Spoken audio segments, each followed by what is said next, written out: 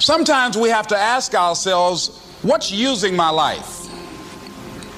Heard a guy give a lecture one time that says, we are today what we were when. And he was talking about the fact that we, to a great extent, behave, think, react because of some previous experience that we've had. One of the things that we know about life is that it is always changing. Sometimes you're up, sometimes you're down.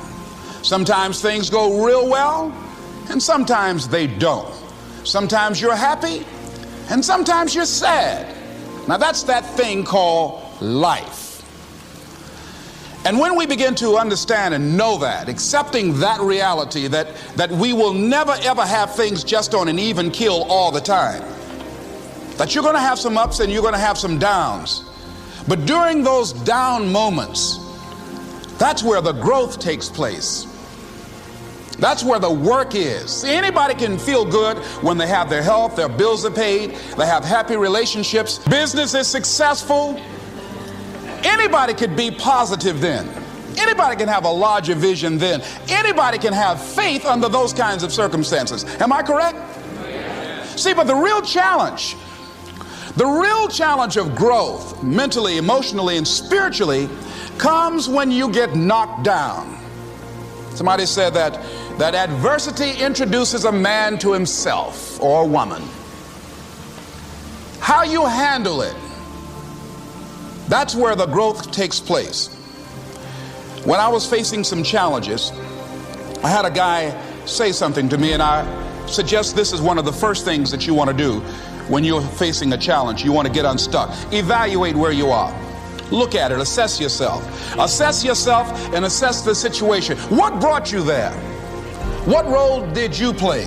Earl Nightingale had a saying I like. He said, all of us are self-made, but only the successful will admit it. What has brought you to this point? What did you learn from it? Are you learning anything, or are you doing it over and over and over again? Somebody said that insanity is doing the same thing in the same way, expecting a different outcome. Are you going through it, or are you growing through it? Are you bigger and better because of it? Because it's not going to leave you until you grow through it. I was going through a major challenge in my life that was wearing me out, that was using me. You see, your mind is, when you go into a service station to get gas, you don't go in there and just start pumping. When you push the lever up, it clears the previous bill. By the same token, if you want to begin to move, you've got to clear your mind of all the unnecessary luggage and baggage that's weighing us down. I couldn't move, I couldn't think about what am I going to do to get out of this situation, because I was so concerned about what happened and what he did to me and how bad it was. I was so stuck in that I couldn't even focus on what I should have done. Feeling sorry for myself and angry, and none of that was taking me anywhere. So pretty soon I learned through effort, made a conscious, deliberate, determined effort. I had to let it go. I had to forgive it. Let it go and begin to focus on developing myself. And I say to you, you're going to have people to do things to you. Things are going to happen to you. And the most important thing to do is to harness your will and let it go and move so you can grow, so you can get on with your life. It doesn't matter about what happens to you. What matters is, what are you going to do about it? All of us have experienced some tragedy, and if we haven't, we will. And you can either let it destroy your life, or you can build upon it. You can permit it to let it hold you down, or you can decide, I'm not going to let that happen to me. I'm bigger than this. Make a declaration to yourself. Declare all out war that you're going to get out of this rut. I don't care how good you are. I don't care how talented you are. I don't care how much you work on yourself. There are some times when things aren't going to go right. They just are not going to go right. There are times when anything that can happen will happen. Murphy's Law will be knocking at your door. Why? I don't know why. That's called life. And you have to deal with it. Sometimes your life will be in a slump, just like sports. Some of the best shooters can't hit baskets different times in games. They get in a slump. Do they sit on the sideline and say, I just didn't hit a basket today? No, they continue to execute. I suggest to you that if you are facing a challenge, don't stop. Stay busy. Work your plan. Continue to do those things that you know that work for you after you have evaluated yourself in the situation. Continue to move. Stay busy, stay busy, stay busy. Find somebody that you can help so you can forget about you for a moment. See, sometimes the best thing to do is to be. Sometimes you have to just back up and go within yourself. A bow and arrow, you can't take a bow and just push it out an arrow. You just can't push the arrow out. You have to pull it back and then release it. Sometimes you have to back up and go within and pray and meditate and recharge your batteries. Go away, clear your head, and then come back and look at it from a different vantage point.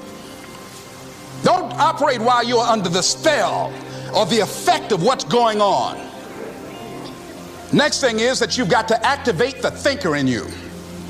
Don't allow your emotions to control you. We are emotional, but you want to begin to discipline your emotion. If you don't discipline and contain your emotions, they will use you.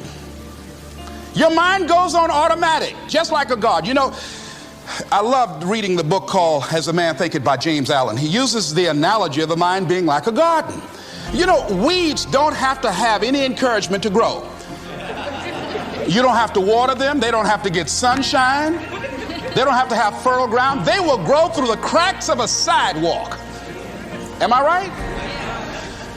But if you want to grow orchids or roses or any kind of exotic flowers, there are special processes and procedures you must go through.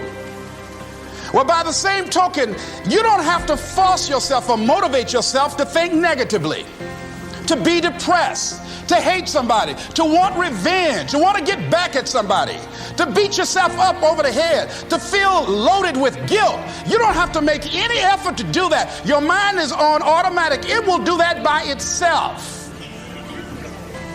But if you want to begin to move into your own personal greatness, if you want to begin to really enjoy a happy, successful, healthy life, you've got to be willing to go against the tide. You've got to be willing to harness your will and say, in spite of this, I'm in control here. I'm not going to let this get me down. I'm not going to let this destroy me. I'm coming back, and I'll be stronger and better because of it. You have got to make a declaration that this is what you stand for. You're standing up for your dreams. You're standing up for peace of mind. You're standing up for health.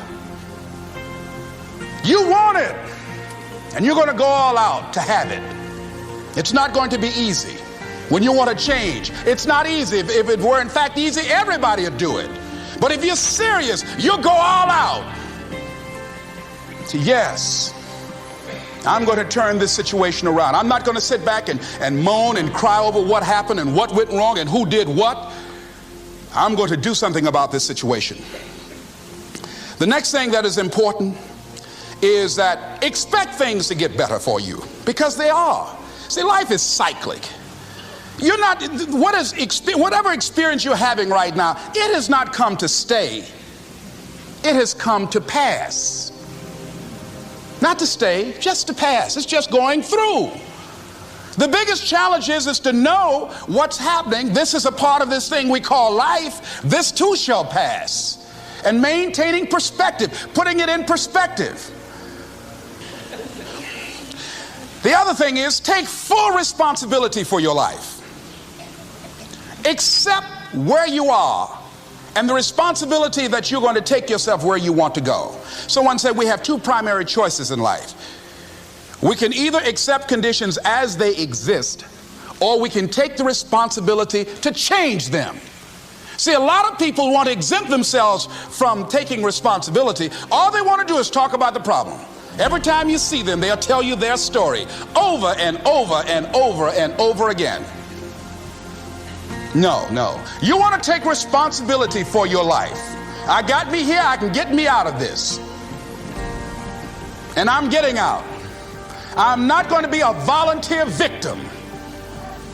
George Bernard Shaw said there are two kinds of people in life.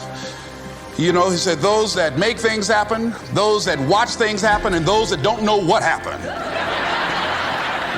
And he said the people that get along in this life look around for the circumstances that they want, and if they can't find them, they make them. They create them.